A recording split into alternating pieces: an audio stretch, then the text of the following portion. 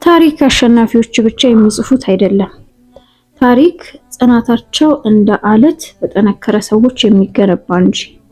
ወደኋላ ሄደን ስንመለከት ዓለምን ወደ ተሻለ ደረጃ የለወጡ ነገር ግን ደግሞ ስማቸው በበቂ ሁኔታ ያልተነገረላቸው በርካታ ሙስሊም ሴቶችን እናገኛለን። እነዚህ ሴቶች በንግዱ ዓለም ግዙፍ ተጽዕኖ የፈጠሩ፣ በትምህርቱ ዘርፍ ደግሞ ቀዳሚ የነበሩና በጦር ሜዳ የነበሩ ወንዶችን ያስደመሙ ያስደነገጡ ጀግኖች ናቸው። ዛሬ በታሪክ መዝገብ ውስጥ በወርቅ ቀለም ሊጻፉ የሚገባቸውን የአራት ድንቅ ሴቶችን ታሪክ በጥልቀት እንመለከታለን። ታሪካችንን የምንጀምረው በሰባተኛው ክፍለ ዘመን አረቢያ ውስጥ ነው። በዚያ ዘመን ሴቶች በማህበረሰቡ ውስጥ ያላቸው ቦታ ነብዩ መሐመድ ሰለላሁ ዐለይሂ ወሰለም ከመላካቸው በፊት በአረቢያ ውስጥ ሴቶች ያላቸው ቦታ ዝቅተኛ በነበረበት ወቅት፣ ሴቶች በሚናቁበት፣ በቁማቸው በሚቀበሩበት ወቅት ይህንን አስተሳሰብ ሰብራ የወጣች ኻዲጃ ቢንት ኹወይሊድ ዝም ብላ ነጋዴ አልነበረችም። በወቅቱ ከመካ ወደ ሶሪያና የመን የሚንቀሳቀሱት የንግድ ካራቫንሶቿ የሌሎች ነጋዴዎችን በሙሉ ተደምረው የሚያክሉ አልነበሩም። አባቷ በንግድ ስራ የታወቁ ነበሩ፣ ግን ከእሳቸው ሞት በኋላ ንግዳቸውን ተረክባ በአጭር ጊዜ ውስጥ ንግዳቸውን አሳድጋለች። ታማኝነትና ብልህነት ደግሞ መመሪያዋ ነበረ።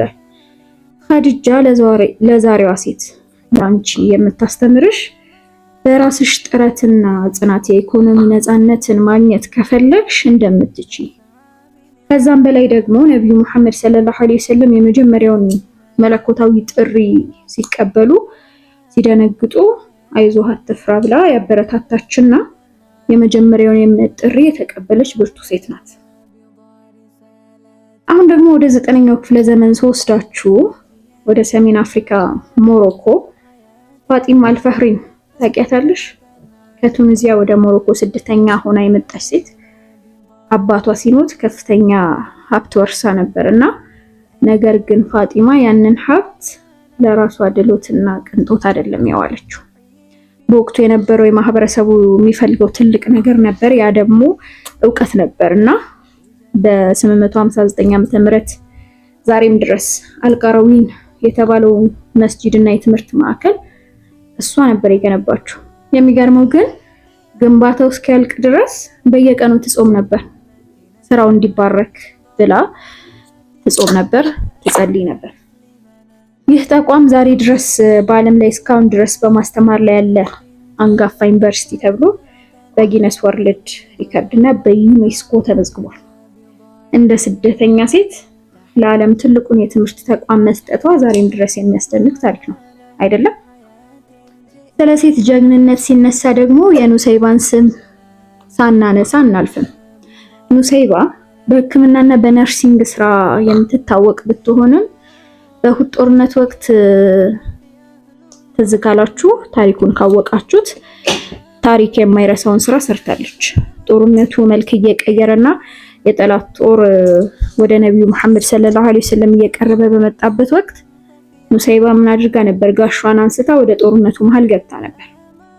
በዚያን ዕለት ደግሞ በሰውነቷ ላይ እስከ 12 የሚሆኑ የሰይፍና የጦር ቁስሎችን አስተናግዳ ነበርና እንደውም ነብዩ መሐመድ ሰለላሁ ዐለይሂ ወሰለም ሲናገሩ በዚያን ቀን ወደ ቀኝም ሆነ ወደ ግራ ስንመለከት ኑሰይባ ስትከላከልልኝ አያት ነበር ብሏል። ኑሰይባ ሴት ልጅ ለምትተማመንበት ዓላማና ለምትወደው ነገር ለምትወደው መሪ እስከ መስዋዕትነት ድረስ መቆም እንደምትችል በተግባር አሳይታናለች። ታሪካችንን የምንቋጨው ደግሞ በ19ኛው ክፍለ ዘመን ናይጄሪያ ውስጥ በነበረችው ናና አስማኡን ታውቂያታለሽ? ናና ገጣሚ፣ ደራሲና ምሁር ነበረች እና በወቅቱ ጦርነትና ማህበራዊ ቀውስ ምክንያት ሴቶች ትምህርት እንዳያጡ እንዳይንገላቱ ብላ ያንታሮ የተባለ የሴቶች ትምህርት ስርዓት ዘርግታ ነበርና አስተማሪዎችን አሰልጥና ወደ ራቅ ወዳለ መንደሮች እየላከች ሴቶች እንዲማሩ ንጽህናቸውን እንዲጠብቁና በራሳቸው እንዲተማመኑ ታደርግ ነበርና ናና ደግሞ የምታስተምርሽ ነገር ትልቁም ነገር አንዲት ሴት ከተማረች ካወቀች መላው ማህበረሰቡን መለወጥ እንደምትችል ነው። ከነዚህ 4 ሴቶች የተለያዩ ዘመናት የተለያዩ ታሪኮች ቢኖራቸውም የሚያገናኛቸው ደግሞ አንድ ትልቅ ነገር አለ። ምንድነው እሱም? ጽናት ነው። በንግድም በትምህርትም በጀግንነትና በማህበረሰብ ግንባታ አሻራቸውን ጥለዋል። ዛሬ ያንቺ ፈተና ምንድነው? ምናልባትም እንደ ኸዲጃ ንግድ ለመጀመር ፈርተሽ ነው ወይስ እንደ ፋጢማ ትልቅ ህልም አልመሽ የሚደግፍሽ አጥተሽ ነው? ከነዚህ ታሪኮች የምንማረው አላማ ካለሽና በራስሽ ከቆረጥሽና የምታደርጊው ግብ ካለሽ መድረስ የምትፈልጊውን ቦታ ካወቅሽ ከቆረጥሽ የማይቻል ነገር የሌለ መሆኑን ያስተምርሻል። እነዚህን ታሪኮች ገብተሽ በደንብ አዳምጫቸው። ይህ ቪዲዮ ደግሞ ካነቃቃችሁ ለሌሎችም እንዲደርስ ሼር አድርጉት። በቀጣይ ደግሞ የትኛውን የታሪክ ሰው እንድዳስስላችሁ እንደምትፈልጉ ኮሜንት ላይ ጻፉልኝ።